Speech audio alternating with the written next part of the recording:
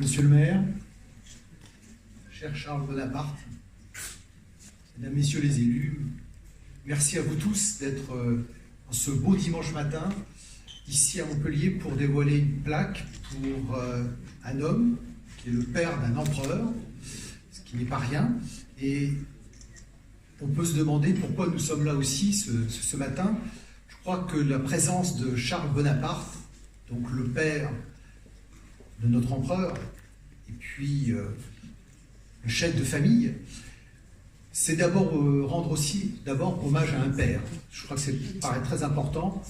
Un père qui a tout fait pour que ses enfants puissent suivre les meilleures études possibles. Un père qui a fait volontairement le choix de la France, à un moment où ce n'était pas complètement évident, où il y avait des incertitudes, et un père qui a reçu une formation en Italie, donc un homme des Lumières. Il ne faut jamais l'oublier. Charles Bonaparte a fait ses études en Italie, à Pise notamment, aussi à Rome, mais celui qui avait reçu sa formation en Italie a souhaité que ses enfants soient formés donc en France. Et encore une fois, il a fait le choix de la France. Il a voulu retrouver ses racines aristocratiques. Pourquoi? Pour que son fils, Napoléon, puisse suivre les cours et l'école de Brienne, très là-haut dans les brumes du Nord, en Champagne. Vous imaginez, pour un jeune Corse, se retrouver comme ça, tout seul, isolé à Brienne. Et ce choix, il l'a fait. Et c'est aussi un exemple pour nous tous de faire le choix de la France, de faire le choix de l'excellence, de la formation que l'on peut recevoir, surtout à l'époque. Ce n'était pas du tout évident. Et on lui a aussi reproché d'être aussi un collaborateur des autorités françaises. Ce choix, il l'a fait avec courage. Et on a vu le résultat que ça a pu donner quand on fait le choix de la France, le choix de l'excellence, que ça soit pour Napoléon, Joseph, ses filles. Et ça, il ne faut jamais donc l'oublier.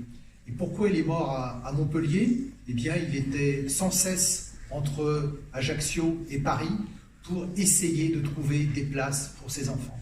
Et je crois qu'il ne faut pas du tout oublier ça, parce que dans le parcours de Charles Bonaparte, parcours finalement relativement court, c'est aussi un message qu'il a voulu donner donc à ses enfants, le choix de la France, et aussi un homme des Lumières qui fait le choix de la France. Et ça me paraît aussi donc très très important donc à noter.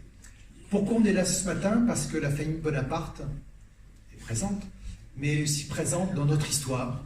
Et quand vous regardez, comme disait Napoléon Ier, les masses de granit, Napoléon, ce n'est pas que des guerres. On pense tout de suite à Napoléon en tant que chef de guerre. C'est le fils de la Révolution, et ces guerres, elles ont été imposées par toutes les monarchies européennes qui n'avaient toujours pas compris ce qui s'était passé en France à partir donc, du mois de juillet 1789.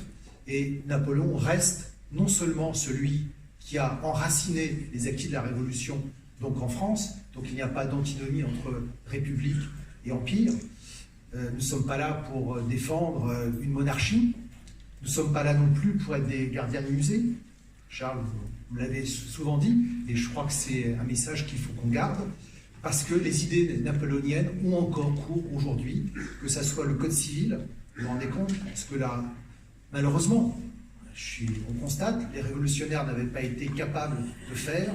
Il a fallu que ce soit donc le premier consul qui réussisse enfin à faire ce code civil que le monde entier nous envie, qui est une chose qui nous lie tous, nous tous Français, que quelles que soient nos religions, nous passons devant Monsieur le maire quand on se marie. Et ça me paraît une évolution considérable, que le monde entier, encore une fois, a regardé avec une grande admiration, c'est-à-dire qu'on est des citoyens avant tout. Napoléon, premier consul puis empereur, c'est aussi, bien évidemment, et là la liste serait très très longue, donc les lycées, les préfets, l'organisation administrative. Pourquoi notre pays tient et qu'il est solide, même quand on a une dette, on croit en la France parce que la France elle est solide par ses institutions. Et ça, il ne faut pas du tout l'oublier non plus. Et il suffit d'aller à Paris, devant le tombeau de l'empereur, venez voir les étrangers qui viennent à Paris pour se recueillir devant le tombeau de l'empereur. On ne les force pas, ils ne sont pas obligés de venir, ils sont là. Et vous n'imaginez pas l'image que Napoléon peut avoir à travers le monde. Quel est le grand homme qu'on connaît à travers le monde quand on va en Asie? C'est Napoléon. En Chine, Napoléon, c'est le 3e grand homme connu. Vous avez Confucius, Mao Tse-tung et Napoléon. Pour un Chinois aujourd'hui, ça dit quelque chose, Napoléon.